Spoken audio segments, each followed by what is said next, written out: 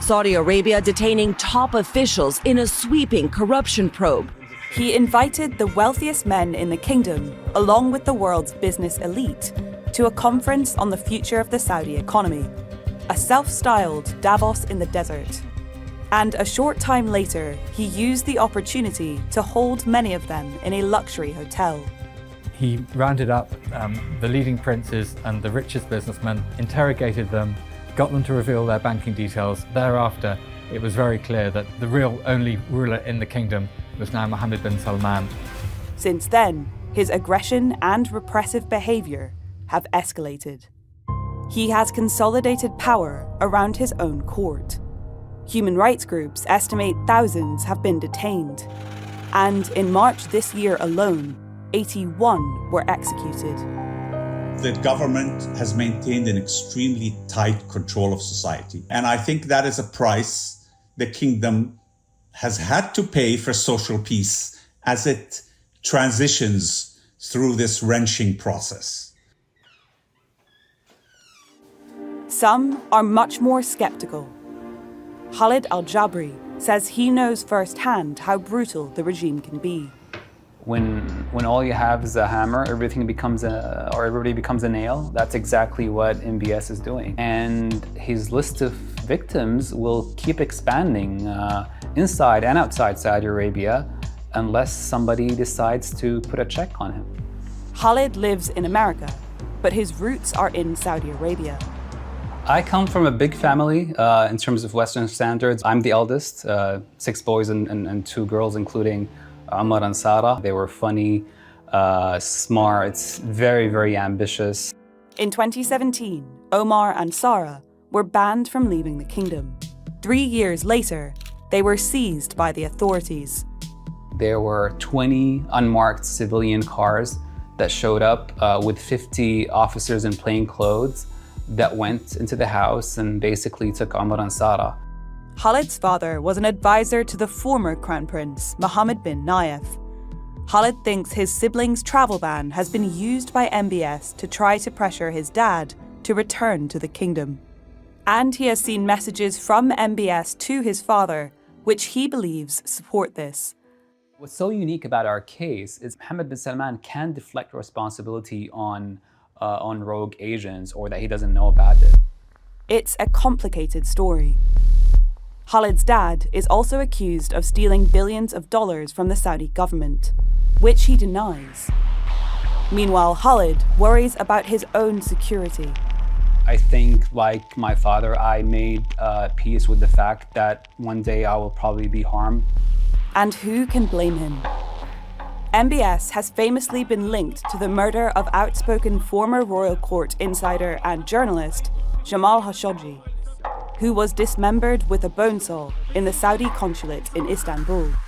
Nicholas knew him personally.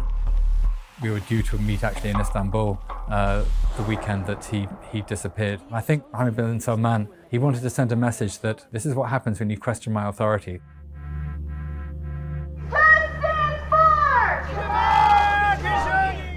MBS has said he takes responsibility for the murder, but denies ordering it. For a time, it looked like the killing could jeopardize the kingdom's relationship with one of its closest allies, America. We were going to, in fact, make them pay the price and make them, in fact, the pariah that they are.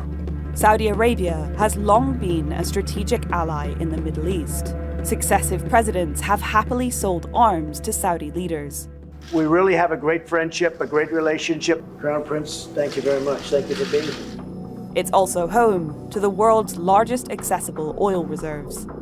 And thanks to the energy crisis caused by the war in Ukraine, President Biden's threats now look empty.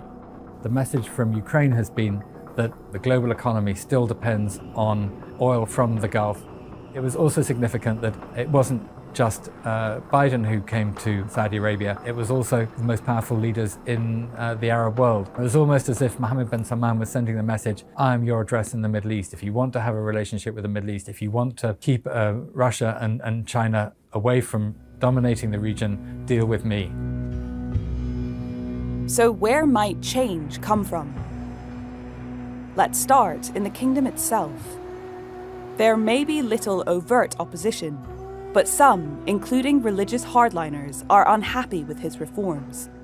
Mohammed bin Salman really is ruling by fear. I saw it on my recent visits more than I've ever seen it before. It does beg the question, as it has for other totalitarian leaders in the Middle East, how long can you continue to rule by fear and by force? And at what point could there be a breaking point? Another weak point is the economy. Since taking power, he has dedicated himself to diversifying the kingdom away from oil, with everything from tourism to flashy eco-cities, like Neom. You see ancient lands. We see the world tomorrow. This is Neom. But despite the glossy PR promises of new cities in the sand, unemployment is still in double figures, while many of the oil-related subsidies Saudis have traditionally enjoyed are gone.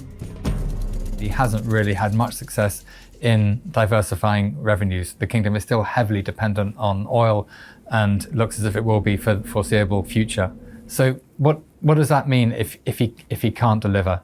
And if you see a rise in economic frustration, there's a huge question mark as to whether that could also translate into political frustration. So what about threats beyond the kingdom? The most immediate is right on his doorstep, in Yemen.